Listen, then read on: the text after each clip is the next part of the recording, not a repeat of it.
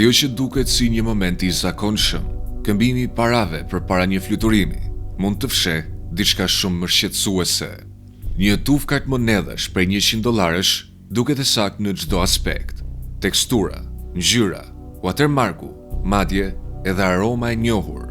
Asgjë nuk sinjalizon rrezik, por më vonë një vështrim më i kujdesshëm zbulon të vërtetën.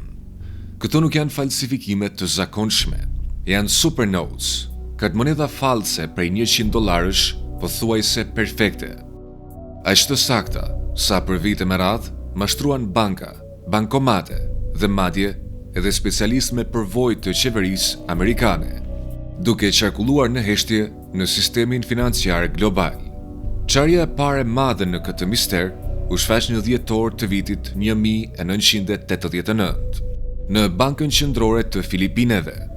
Gjatë një këmbimi rutin, një burr i veshur mirë paraqiti një tuf kartmonedhash prej $100 që kaluan çdo kontroll standard. Megjithatë, diçka nuk shkonte. Numrat serial dukeshin jashtëzakonisht të pastër dhe tepër uniform. Kur u pyet, burri u largua papritur dhe u zhduk përpara se sigurimi të mund të ndërhynte. Kartmonedhat u dërguan menjëherë në shërbimin sekret të Shteteve të Bashkuara, duke nisur një hetim forenzik që do të ndryshonte kuptimin e falsifikimit.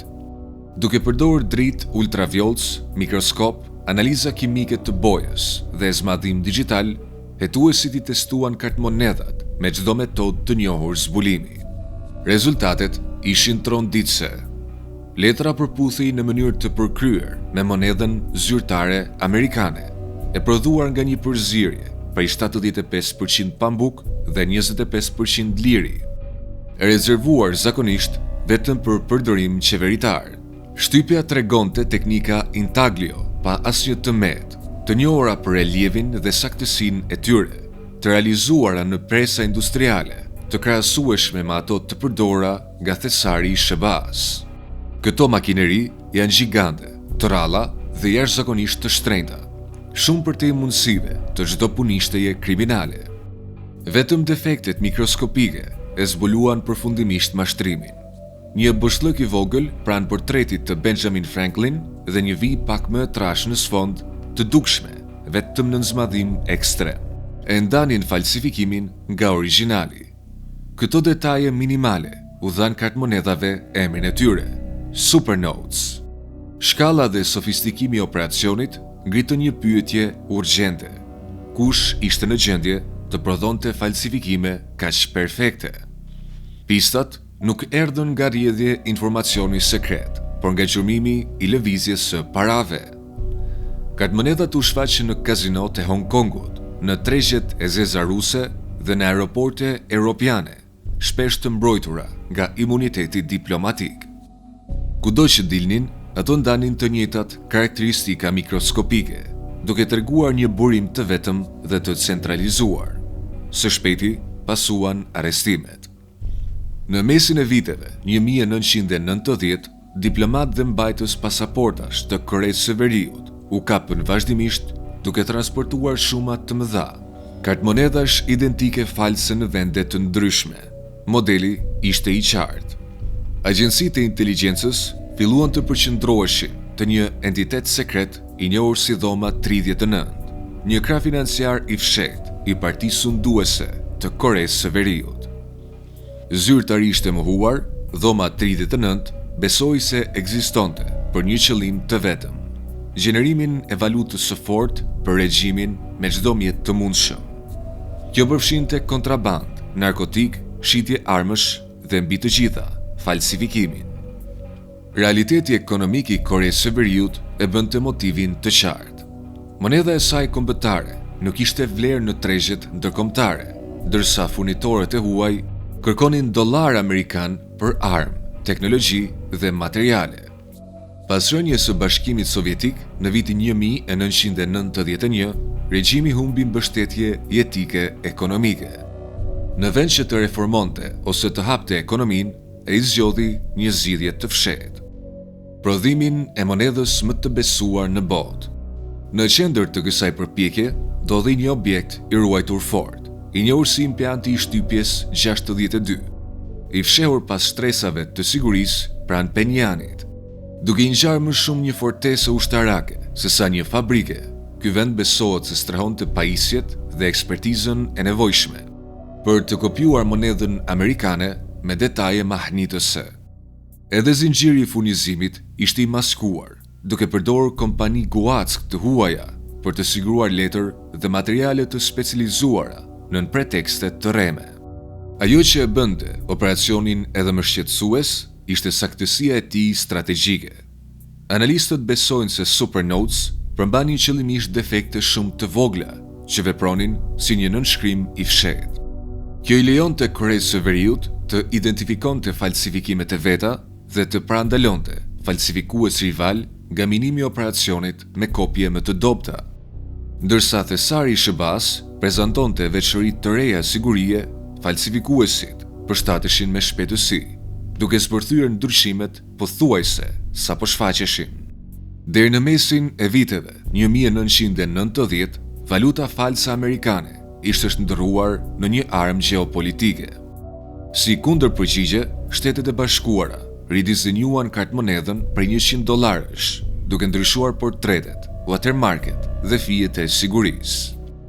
Megjithatë, edhe pas kësaj, shpejt u shfaqën falsifikimet të përditësuara, duke treguar se sa thellë ishte komprometuar sistemi. Nga një defekt mikroskopik në shtypje deri te një objekti fortifikuar i fshehur në sy të lirë, historia e supernotave zbulon një luftë të heshtur financiare. Është një betejë e zhvilluar, jo me raketa apo ushtri, por me letër, bojë dhe inxhinieri precize. Një betejë që riformsoi sigurinë moderne të paras dhe vazhdon të ndikojë mënyrën se si mbrohet valuta sot. Për vite me radhë, autoritetet amerikane vëzhguan në heshtje dhe grumbulluan informacion. Nga fundi i viteve 1990, përmasat e kërcënimit e bën të pashmangshme ndërhyrjen. Në vitin 1996, kartmonedha prej $100 u ridizenjua me një portret më të madh të Benjamin Franklin, watermarket të përditësuara dhe fije sigurie më të avancuara. Mesazhi ishte i qartë, operacioni ishte zbuluar. Megjithatë, reagimi nga Penjani ishte i menjëhershëm. Më pak se 2 vjet më vonë, versione false të kartmonedhës së ridizenjuar u shfaqën në një bankë në Londër. Agjencitë e inteligjencës besuan se përmes spionazhit industrial, Koreja e Veriut kishte siguruar formulën e saktë të bojës që ndryshon ngjyrë, e përdorur nga thesari i SBA-s. Një material i prodhuar nga një kompani zviceriane në licenca shumë të rrepta. Me këtë bojë, mira Supernotes të reja hynë në qarkullim. Megjithatë, teknologjia e shtypjes ishte vetëm një front i betejës. Shtetet e Bashkuara vepruan fuqishëm edhe përmes zbatimit të ligjit. FBI-a nisi operacionin Royal Charm, një hetim i fshehtë që synonte rrjetet e kontrabandës që transportonin valuta false nga Azia drejt Perëndimit. Agjentët krijuan identitete të rreme dhe depërtuan në rrjete kriminale të kushtirur si korrier të korruptuar. Operacioni kulmoi me një kurth të sofistikuar në bordin e një jahti luksos pranë Atlantic City, i inskenuar si një dasmë me rreme. Kontrabandistët e dyshuar mbërritën duke pritur fest dhe përfunduan përballë agjentëve federal dhe urdhër arresteve. Një tjetër hetim, operacioni Smoking Dragon, shkoi edhe më thellë.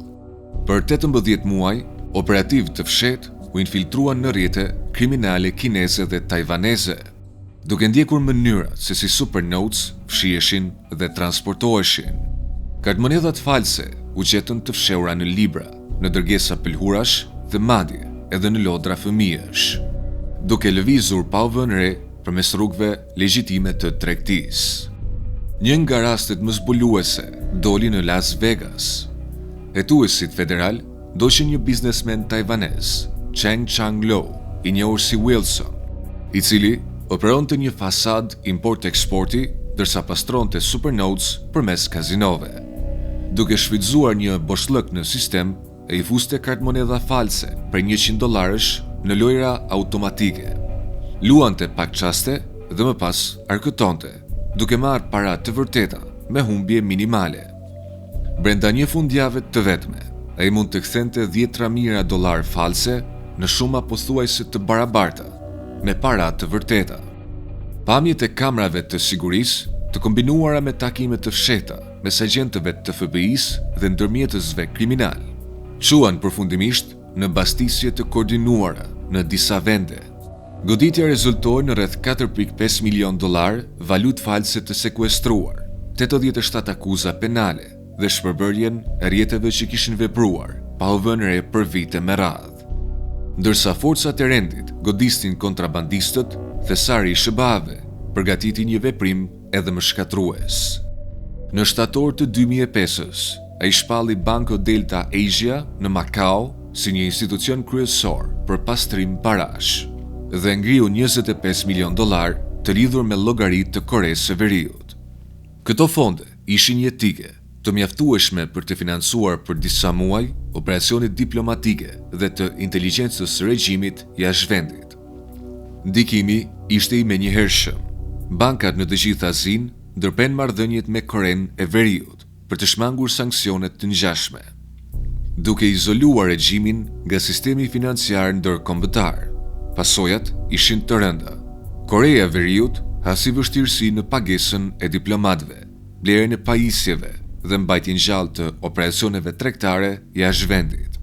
Nën presion të madh, Penjani sinjalizoi gatishmëri për të rikthyer në negociata shumëpalëshe mbi armët bërthamore. Këto bisedime, të nisura më herët gjatë dekadës, synonin shkëmbimin e lëshimeve bërthamore me lehtësim ekonomik. Në atë kohë, vlerësimet e inteligjencës paralajmëronin se Korea e Veriut tashmë zotronte material të mjaftueshëm fisil për disa armë bërthamore dhe po zhvillonte sisteme raketore të afta të kërcënonin vendet fqinje dhe mëtej. Kushti i Koresë së Veriut ishte i qartë, sanksionet duhej të ndaleshin. Ironia ishte e pashmangshme.